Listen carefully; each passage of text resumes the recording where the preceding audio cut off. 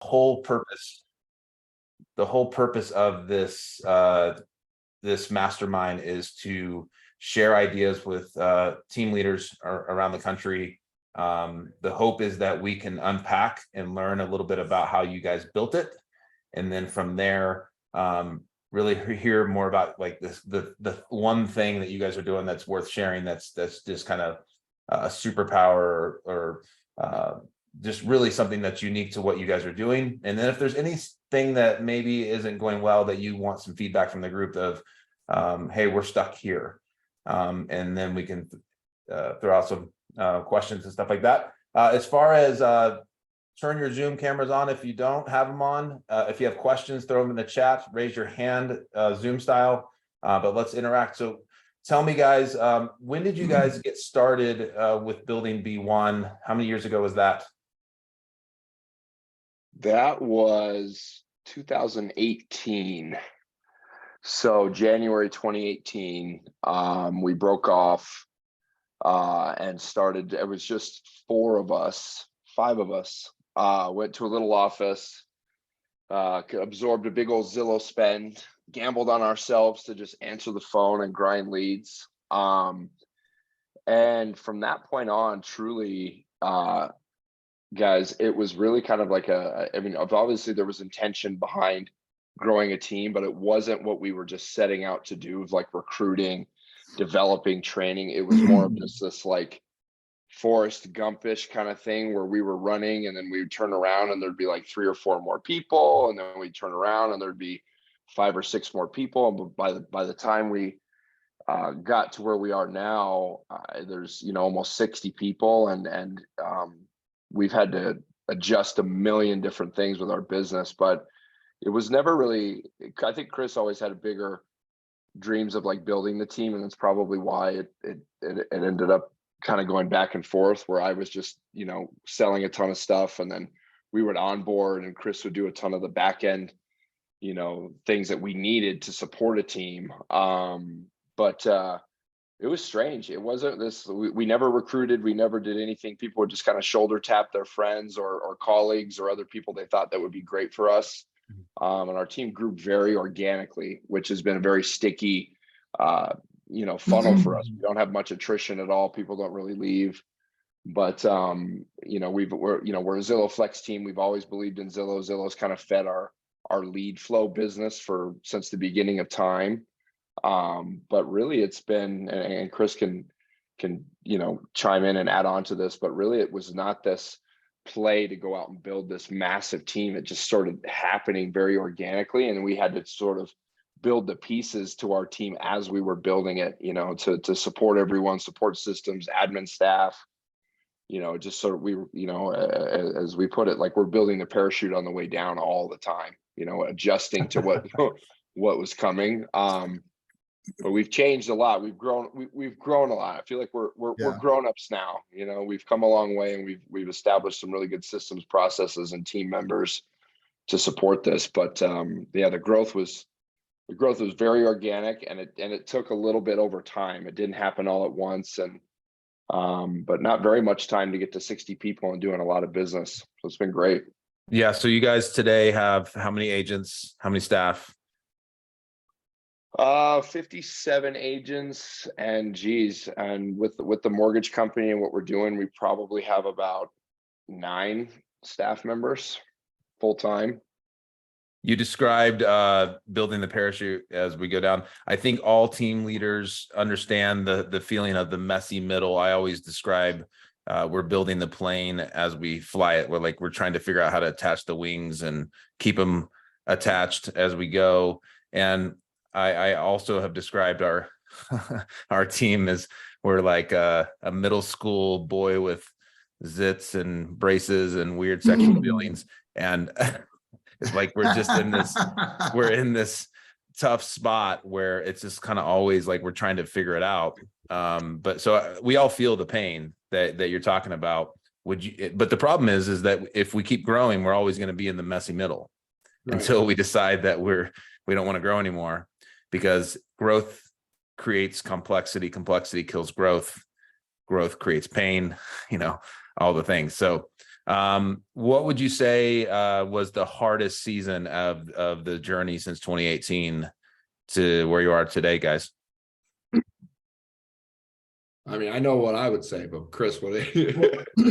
Man, being leaders, I think the biggest like growing pain and just shift in our business is going from top producers to truly just leading the team. Before we were leading the charge from the front, doing, making up 50% of the total volume of the team, and now making up maybe 5% of the total volume of the team.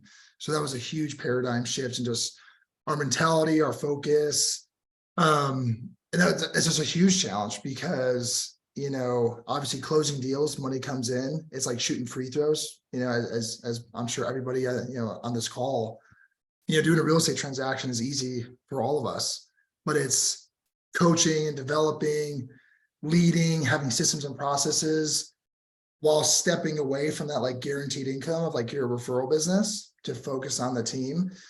That's been super challenging, humbling, and I heard a quote a long time ago, and as we're talking here, it resonates with me about like the Apollo mission. When we landed on the moon, they were only on course 1% of the time. 99% of the time, they're making course corrections. And I feel like that's our business, that's our lives, that's like what we do as leaders, like every day is just constantly make course corrections and not be, not getting disappointed with not being on course all the time. We have to be able to make those quick shifts, and stepping back from production, opens up that time. Otherwise you just don't have time to, lead and develop. I freaking love what you just said about the Apollo mission. Like, Oh yeah. That's something that every business leader needs to kind of jot down. I mean, wow, I'm going to use that because what did Mark Zuckerberg say when he launched Facebook? Like part of their goal was to break things. Like we're going to break everything. Like that's the goal here, guys. Like it is not going to be pretty, and we're going to grow fast and break stuff. And so reminding your people that when things break, it's like, it's good. We're getting better. So let's dive into like some of these things. So you guys have gone from obviously growing organically. And I would say that most teams that I found that I'm interacting with that are doing really good stuff grew organically. It wasn't like they had this like idea, like I'm going to be a big shot and stroke my ego and have a cool team. It was, they were successful and people started following them, and then they started figuring out ways to support them. And now you guys are doing that at a high level. Well, 57 agents is not a few people. It's a lot. I mean, I have half that amount of agents on my team. And so I understand the pain, but at the end of the day, it's the same thing you do for 5 agents, the same thing you do for 50. So what are you guys building, working on? Let's dive into some meat here of like some things you talked about. I know one of the things you guys were going to talk about was the training system that you've built. But anything's on the table. What do you want to share with any team leader here that you've been building that's been helpful for your team? Other than systems, I think right before you get into like systems, processes, and streamlining this, so you're running a business, I think for any, I don't know was a top producer before, still is producing, but the jumping out of production is tough because then you need to build a business that supports you, because most of us are making 90% of our living, if you have a team, on your own business. And when you're selling real estate and you're netting all of that income and you're running a team, basically you're a team member with your team. You're just the top team member, right? Like, so that was really hard for us. And so to come out of that, and we're still building it. I mean, Kris is still in production. We've got a couple other people that on our team that are still in production. And so we're not completely out of it for ourselves to support ourselves, but we are building systems, processes, and training systems so that we can completely get out of personal production. And that's the goal. And so the only way to do that, right, was for Kris and I to make them as good as possible, right? They needed to, we won't dive into our pro forma and business model, how we did that right this minute, but really it was just like, how do we make them to where they can take a call, they can take a referral, they can take a listing appointment and sound like Kris and I, say what we said, care like we care. How do we do this? And so Kris initially kind of just like, pulled the parachute, went in and started like building content out. And we call them coaches corners. We actually run our coaches corners Monday through Friday, at 10 a.m., 10 to 11 a.m. Monday through Friday. And for anything from, your first showing to an open house, how to actually run an open house, referral, how to take a Zillow call, how to, how to follow up, how to, negotiate an inspection objection correctly, how to both on the listing side and the buy side. And so we've built out, weeks of coaching, and we got with our software, the head of software within our company. We have a software engineer that just works with us full time, and he built out, we get with him and built out our coaching, and he just started sliding it. And so we throw it up on the screen, and Kris and I walk in, and we actually have gotten it to the point now where multiple people on our team can run these courses, so it's so streamlined. So anyone can come in. If you know this business and you've looked at the course for 30 or 45 minutes, you can walk in and teach this class, right? And so that has been an immediate impact on our business, is really just creating professionals. As someone that can go in and present a buyer's presentation. When you're actually talking to a buyer, what are you saying? How are you saying it? How are you building all of this rapport, likability, and trust, where you're not just their friendly realtor that can open every door, but you're also displaying that you're a true professional. And so to go with a big team like this, whether they're newly licensed or they're what they would call themselves a pro, or they're doing 10 or 15, 20 million a year, they all can learn from these courses. And so we've noticed that has been an immediate impact in their conversion, their closing percentage, their referral business, because they're actually using all of these golden nuggets that we're going out, these scripts. We're running a true sales organization. That's what we did in our past lives as well. And so it's been tough to put that hat back on and teach people, what we do and what we say. We've had to kind of dumb down our expectations, because we just realized not everyone cares the way we do, right? So if you're running a team, your team just doesn't care the way you do, or else they would be running their own team, right? Or they wouldn't be on your team, right? So it's been very difficult for us to kind of pull that wool away from our eyes and look and go, look, we have to give them some grace. They're new. They haven't done this before. They haven't done it at our level, or maybe they're just not as talented. They don't want it enough. They're not going to work 7 days a week like we are. And so, but the coaching has been the biggest driver for getting results. There's a lot of little things we do too that we can touch on, but those coaches sessions, getting your team in person, not on Zoom, so you can look them in the eyes, you can talk to them, you can role play, you can answer questions. So the in-person meetings have been huge. And so I know not everyone has a brick and mortar, maybe on the phone, but the in-person meetings have been very impactful for us. So let's I have so many questions. So 10 to 11, Monday through Friday, in person. Is it mandatory?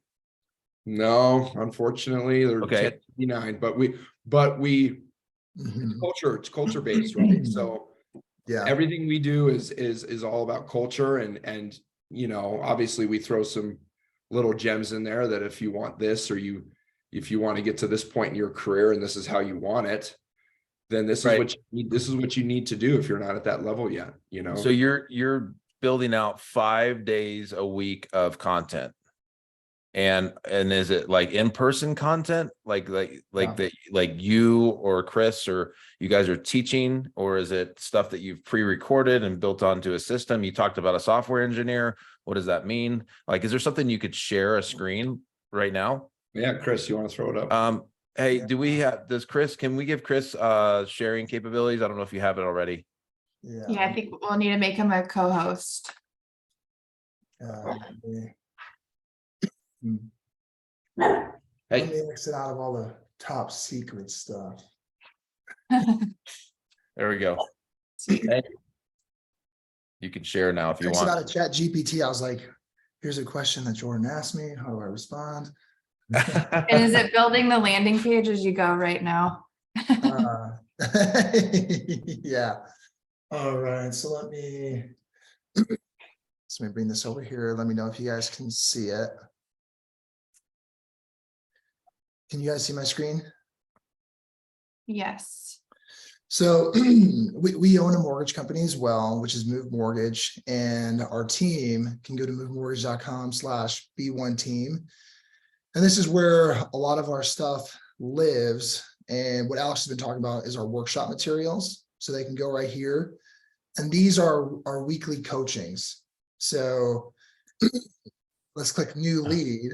I'll click new lead. I'll enter my email address.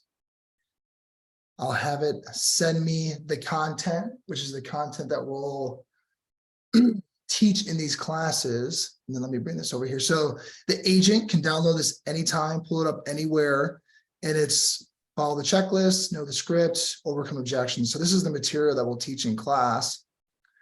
So, goal, book a face-to-face appointment, game time. When a new lead comes in, this is when game time begins. Everything you do as a real estate agent all comes down to the conversion with the client. Your ability to schedule a showing with client is your key to success. And it just breaks down step by step, best practices, preparation for a new lead. This doesn't have to be just a Zillow. It could be Zillow, Compass, HomeSnap, Realtor.com.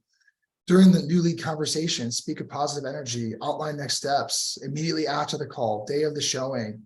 The 3 F's, this is actually from Sirhan's, training, follow up, follow through, and follow back. These are just such important aspects of a everyday life of a realtor. And then let me go back here. We have, the scripts.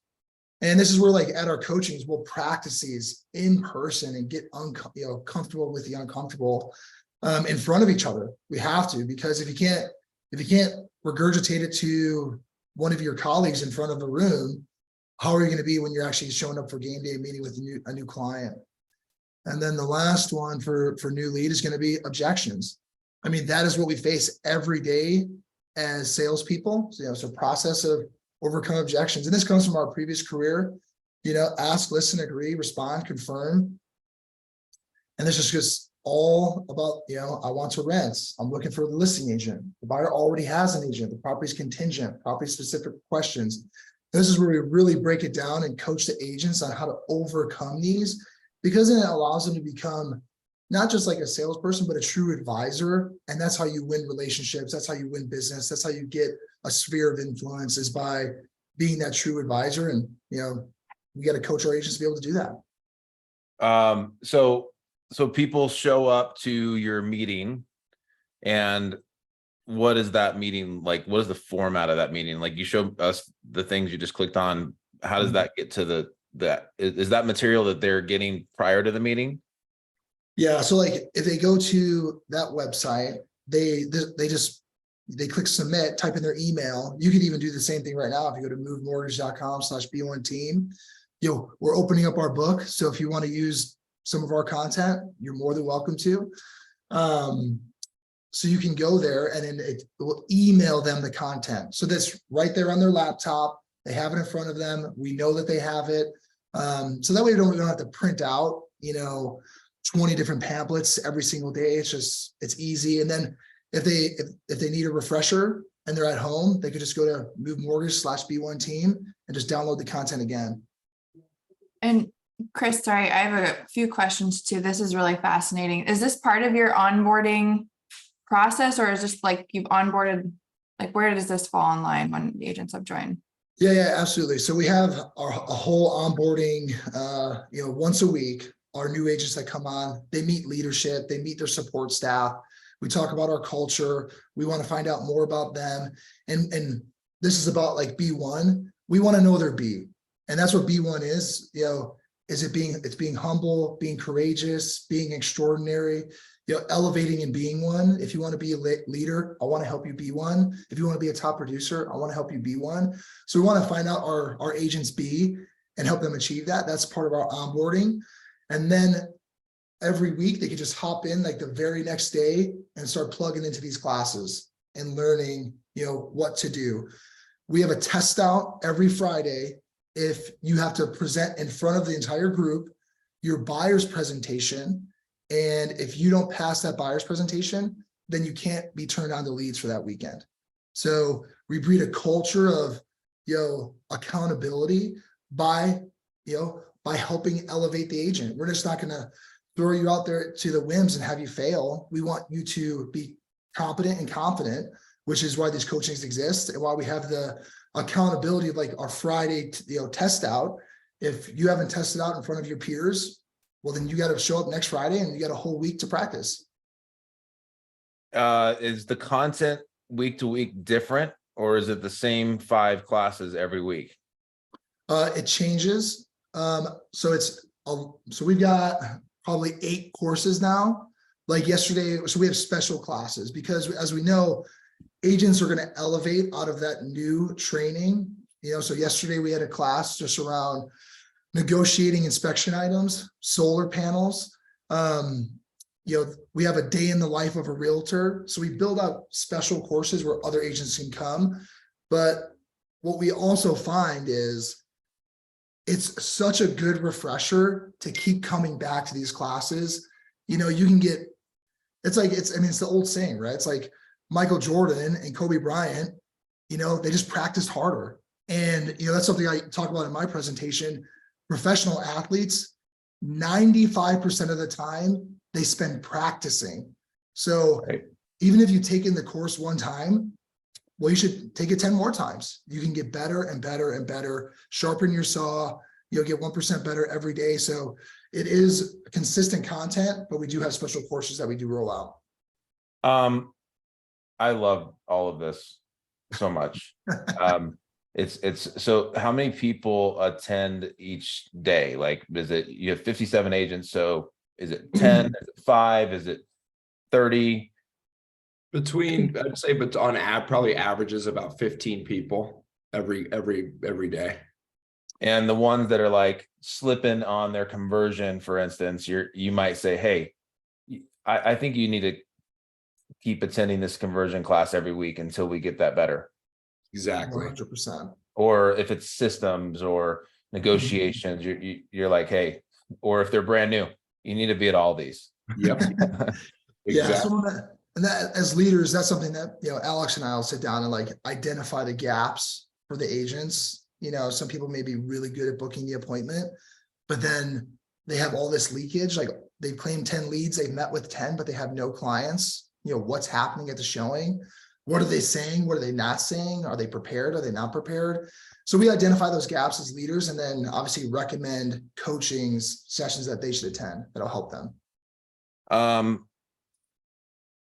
It's really cool. I mean, it's just what every week we have some guest on here that says something that's so simple and so basic, and all of us are trying to create all this like cool stuff, and it's like, oh, why don't we just do that? It's like, I mean, I'm not saying what you're doing is simple. No. From a concept, from conceptually, it's simple. Like, hey, just train your agents consistently. Right. Well, and I think that's kind of the spirit of like who we are, and like part of our superpower of like attracting people is treating them like how we want to be treated. The golden rule, as simple as that sounds. Because I remember, so I come from a banking background. And Baking? not banking, banking. Oh. Finance. I was like, what? Can you see me baking? Baking. I don't know. I was like sweets. thrown off by that. Chris the baker, banker. But in the banking industry, it's a lot of self-discovery. And personally, that is not how I like to be coached. I hate self-discovery. I feel like I'm being treated like I'm an idiot.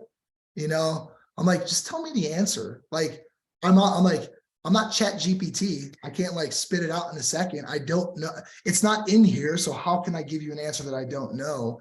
And that's how I've like grown in my career, is really learning from what I don't like and doing the complete opposite, and that's really like when we started Be1, is like, let's help and lift agents up to our level It was never about like building this pyramid of like, people being below us. It's like, hey, let's run together. I want you to have success so I could have success. And I can't do that if I don't treat you how I want to be treated, with care, love, respect, integrity, and just share with you what I know, and then let you put your own style on it. I could show you the path, but then everybody's got their own style, and that's what makes this fun. So cool. I love it. Hey, what questions does anyone on this group right now have that I'm not asking that you're thinking of? I have a bunch of questions over here personally. Go for it. So, as far as having the web developer on your team, is that somebody that you guys just contract in? Like, are they a full-time employee? How does that work? So full-time employee, actually.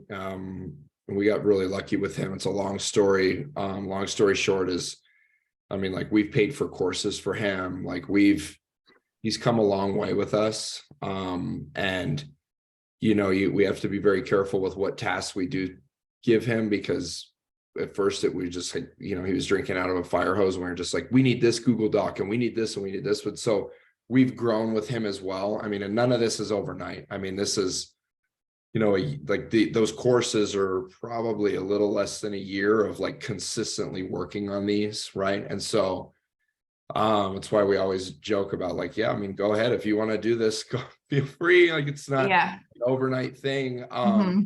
And a lot of these things, like, so what you were looking at, like the scripts and things, like Kris and I built those out. He just made it to where you can like add the clickable link and download it to this, and he just more streamlined it. But there's definitely easier ways where you don't need a software engineer. You just need to put those, burn that midnight oil and like put your scripts together and put your content together of what you want to teach.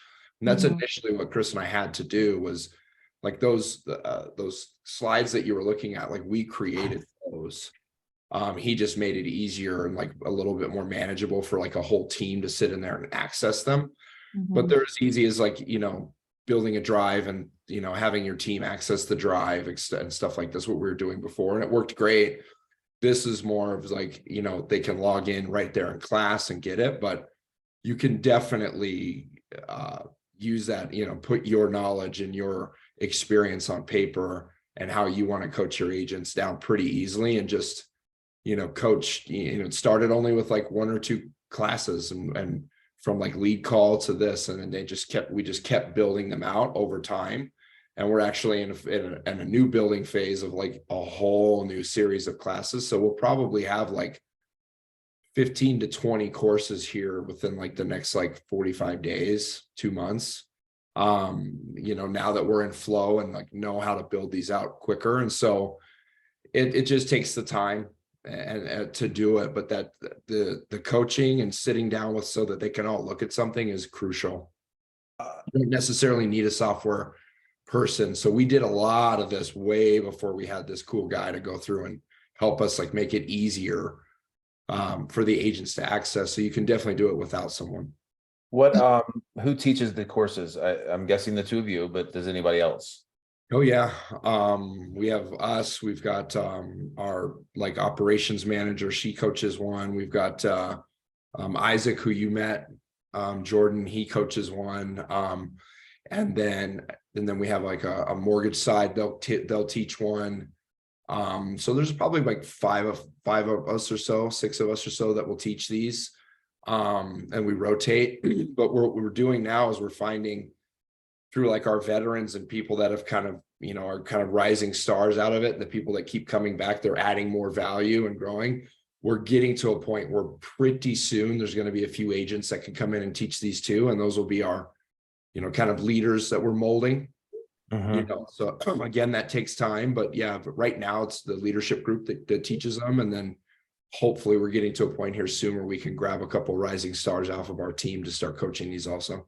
Yeah, I forget what you said earlier that made me think of this, but like the top agents, like what they want a lot of things. Like they want to sell a lot of houses and they make a lot of money, but people want significance. Like they want to feel like needed.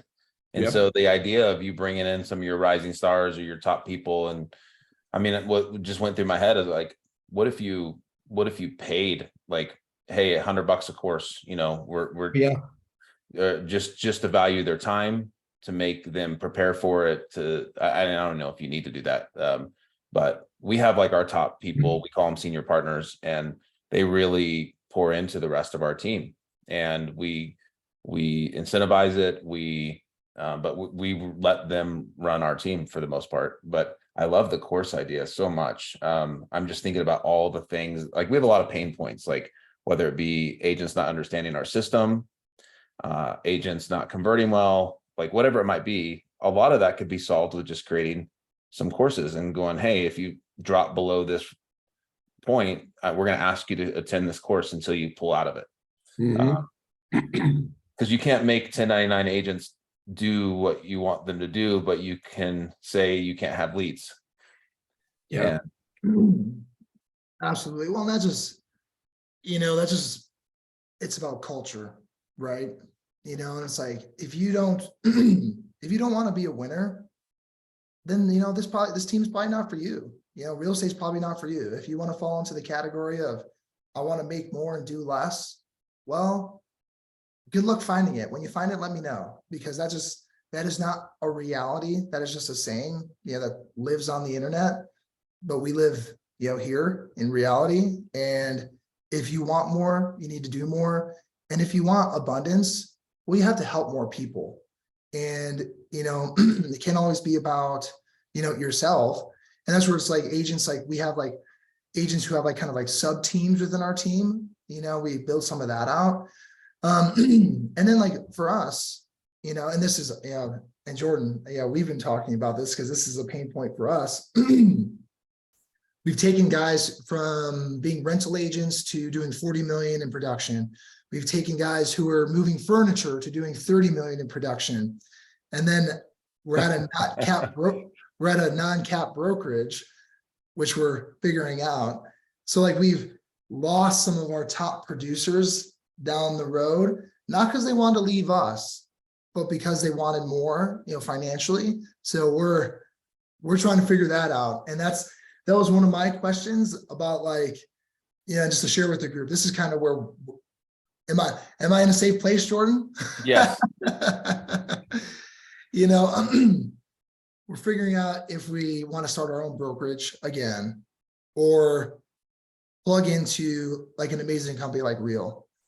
And, my question, I guess, to the group is, does a consumer value, like how much weight and value does like that big brand carry when a new agent's meeting with a customer?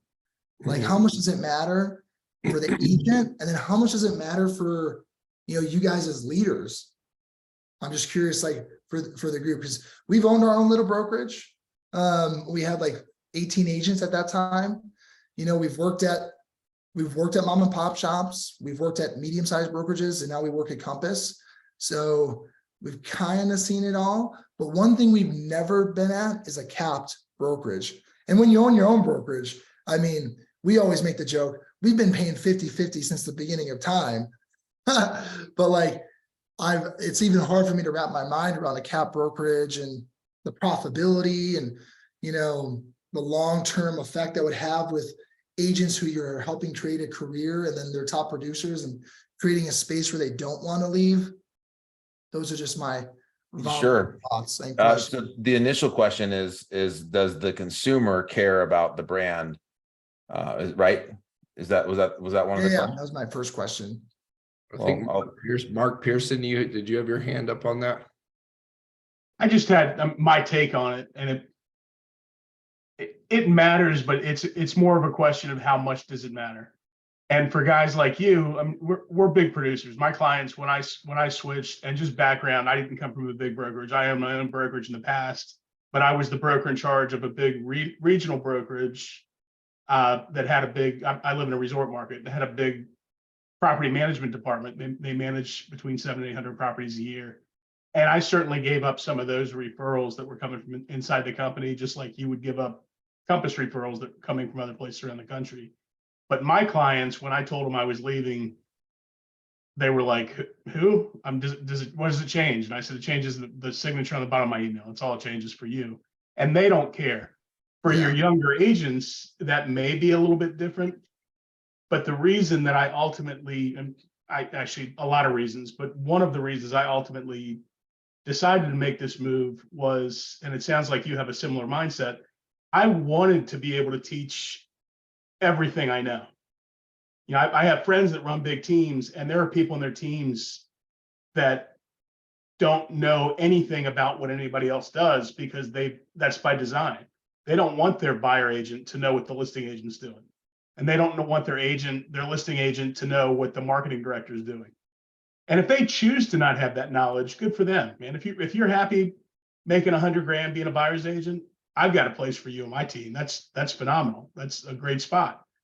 But on the other hand, I want to be able to teach them. I want to get, not everyone's going to have a personality that wants to build a big team, but the people that do, I want them to come work for me.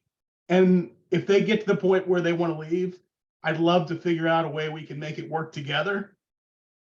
But if we can't, Real gives me the opportunity to let them go and still fully support them, not just lip service, but say, hey, if you ever need anything, call me. Because hopefully they're building an organization that I'm still profiting from, both as a stockholder in the company, as a person in their upline. And I want to be able to root for people. I don't want to feel like I hope they go to KW and fall on their face. I want to say, I hope they build a phenomenal team. Everyone's happy at Real. And we get together once a month and you know, clink glasses and say, I'm glad everyone's doing so great. So that's just my take on it. I know it's a big decision, and my decision wasn't like yours. I didn't have 57 agents, and how that could affect that team. And some people are going to elect not to go with you, but that's my take on it. Definitely something to consider. Appreciate that. Cindy, you're clapping. Oh, you're clapping. I don't know if it's a wave or a clap. But if you want to share something, that's great. Also, Ryan, I just met you on this call right before we got started. It sounds like you just jumped over here. Monday from KW. Yeah, I don't think brand matters at all. We don't promote KW. We never promoted really a brokerage. We always promoted our team. We went to a discount like transaction one while we were looking for space just to get settled. Then we went back to KW, and again, no one even knows, like no one even noticed it. Like we didn't do any announcements, didn't matter, didn't change anything. No one noticed, no clients noticed, they didn't give a shit. Yeah, I think it matters per market too. Like in Colorado, like we have to like have our brokerage branding at least somewhere within our stuff. But we have to have it somewhere, but they don't really notice because like they focus more on the team. Like they don't really pay attention to that. It just has to be like tiny. Hey, Lee, you had your hand raised. Yeah, I just wanted to say that I was with KW for 15 or 16 years. Here in my community, everyone knew me as the Williams of Keller Williams, and I worried about coming to Real, and I had a 6-month plan to make the switch, and my team had a vote, and they decided that we were switching before I was able to locate a new office space. I'm a well-known quantity here in my community. I write a lot of articles for a local newspaper, and I've been on a number of board of directors. So my name recognition is what they were banking on. And it feels weird not being a part of Keller Williams, but what we've been able to do with my team is to elevate how we approach our business and really set ourselves apart in terms of what we do for the community and the client experience. And I was really surprised that my team, I have a lot of newer agents. I was really surprised that my team did not want to remain with Keller Williams and wanted to make the jump to Real, mostly because Real's on brand for us in terms of how we contribute and how we work with the people that we interact with. So Just my 2 cents. Chris, did some of these answer your question at all? Yeah, absolutely. Where were you guys? Where were you and Siri before? So we were independent. So Siri had her own, Siri was never part of a public brokerage before. So yeah, and definitely taking that leap to real personally, I was like, no way, no way. But it's, obviously turned out really well. We're like, it's just been a really cool experience to see. So yeah, You guys jumped over in San Diego early on, and now there's like what 800 agents in San Diego. yeah, it was so small, the market in San Diego when we joined. I think Siri just posted yesterday, like it was real and total had less than 4,000 agents, and now we just passed 10,000, and San Diego just kind of exploded, which is really cool because now it's kind of creating this network down here. So but yeah, it's definitely a big shift. I know for Siri, Siri's the team owner and team leader.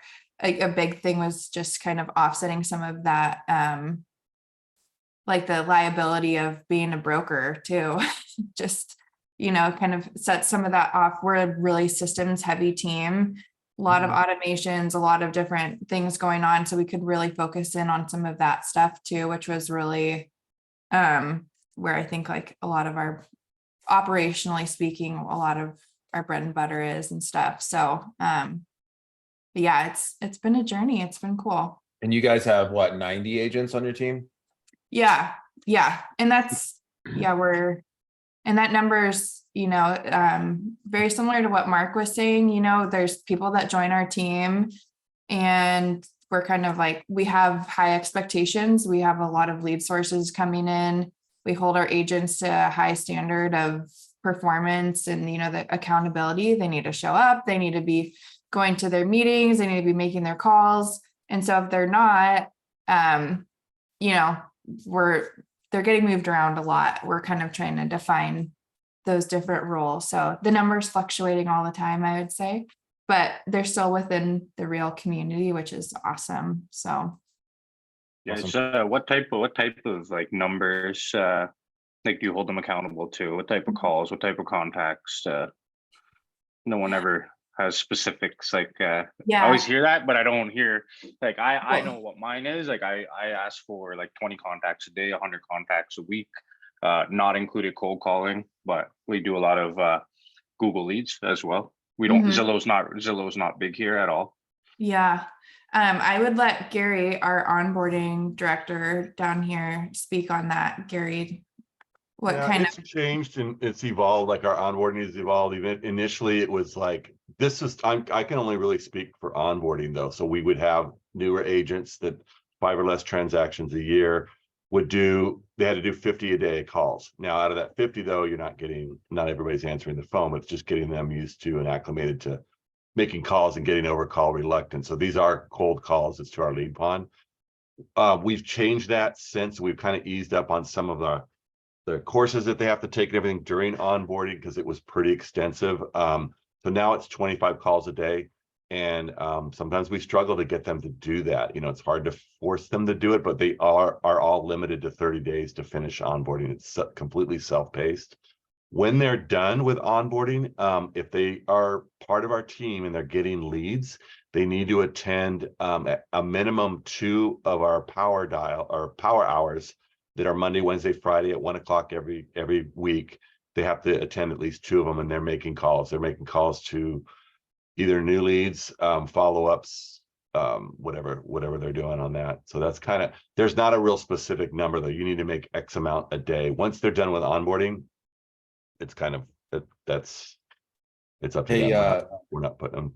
Gary. Oh, go ahead. We just recently built out, Ryan, to kind of answer your question, that we've just defined different lead tiers. So we built a landing page. I can throw that up on the screen too, Jordan. Yeah. go ahead with Well, what you're. just for sake of time here, hey, Gary, throw your email in there, and Ryan, if you want to email me or Gary or any of us, like I could send you like what our tier structure is and what we expect of our agents, because like it's across the board. But just going back to your questions, Chris, and I think one of the biggest things that has been surprising to me is my mindset is that I'm a new guy.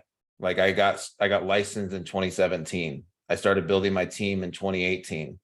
And like I've had my head down, just building. And someone challenged me and they were like, you realize most people know who you are in your market. Like you get to be the trendsetter. Like whatever you think is good is what people will think is good. Like, and you all these people on this call won't know this person's name, but whatever brokerage Lori Abbey chooses is the cool brokerage. Like, like For sure. because she's Lori Abbey, right? And you guys are that. Like, it doesn't matter. At the end of the day, it's what is best for your company and your team and your agents and supports your goals and your vision. That's it. Like the consumer, they're following you. That's what has been most surprising to me is like, I actually am at a place now in my business where I get to choose what's best for me and my agents. And everything else follows suit. Like if my intentions are true, like I really do want to support. And you're right. The big question of these whales that we create, like you've created a $40 million producer. That's impressive. And that's on your resume. And people are like, how do I be a part of B1? Because I want to do that too. And if you have a runway or a path, a career path for them to like, hey, not only do we want to train you into a 40 million, but we want to give you the roadmap to go be us. Like we want to teach you how to do it. So I think at the end of the day, I've only had one client ever not choose me because I wasn't at a certain brokerage. And I was like, really? Is that what it's going to come down to? Okay. Like, sorry. And so that one client I've made up for in other ways. But I think it's a really good question. Any other questions from you guys or anybody on the group regarding anything that Alex and Chris is doing, or Alex, Chris, do you have any other questions for the group? One quick one, and sorry if I missed it, but you guys started around 2018. At what stage did you add mortgage into your business? Last year. Just last year. Yeah. Yeah. Last, I'd say around June, right when the mortgage industry tanked. Perfect timing. And how beneficial has that been for you guys? It's a long play, there's no overnight success there either, right? I mean, this has been a very interesting journey for us. A couple new partners with a totally different perspective on this business. The mortgage side is so different, and so we've learned a lot, but it's also helped with conversion. I mean, there's no better relationship that an agent needs to have a good lender, especially in a market like this, that can educate their clients, that can team up with the brokers. And so it's been a long journey of the constant communication, but the mortgage side has been very, very helpful for our team camaraderie, our partnerships, our education. It's been great, but it's a long game. I mean, this is something, especially with what happened in the mortgage business nationally, with everyone. I mean, it's going to be a long run. It's going to be one of those ultra marathons Chris likes to run. This is not going to be done today. We're not going to have some huge, we could have some big months and do really well, but this is going to be another building block, one after another, until we get to where we need to go. And so, but the foundation's being built, and it's a great relationship. I would highly advise anyone on here to find a really good partner and start having those conversations with somehow. It's great. And just to add on to that, because we were certainly approached, by joint ventures for years and years. And we certainly could have made that decision to just have additional income. but that's not why we wanted to partner with a mortgage company. We wanted to partner with a mortgage company because it was going to help our agents convert. So we had a pretty special relationship with some of our friends who owned a mortgage company, you know, who will work 7 days a week, who are local in the market, who will advise your clients, who will make you look good, help you get referrals, you know, frankly, will work harder than the agent, you know, to get the deal done. You know, when they know dates are dates, they know they're not suggestions, you know, so it's, not only do they help you win offers, they help you close deals, and they keep you in line, and they make you feel protected. Where I feel like a lot of like joint ventures that we were approached by, it was just about the dollar. It wasn't about, you know, helping the agent win, helping us convert, because the client is number one. If it's not the best deal for the client, the best rate, the best terms, the best service, we didn't want to partner with them. Certainly there was tons of opportunity out there, but it was more about how can this help our clients convert more, our agents convert more deals and service our clients. Love that. Cindy, you had your hand raised, or just a minute, make sure we didn't skip you. Oh, you're good. All right. Well, hey, just to respect everybody's time, Kris, Alex, thank you. I think the training stuff that you shared, it might not seem, because you guys are doing it day in and day out, that it's revolutionary, but like it's helpful. It's like super helpful. And you've talked about it, you've shared it with me before, but I just didn't understand it, and now I understand it, and my wheels are turning. So my team and my staff are gonna hear some ideas from me, which they always love when I have new ideas. No, thank goodness Siri's on the call today. Yeah. I love it. So hey, No, thanks you're so guys, welcome. and if there's anything we can do for you, always let us know. But that's a wrap for today, guys. Appreciate you. Thank you, guys. Thank you. Appreciate you guys. Take care. All right, Bye. see you next week. See ya.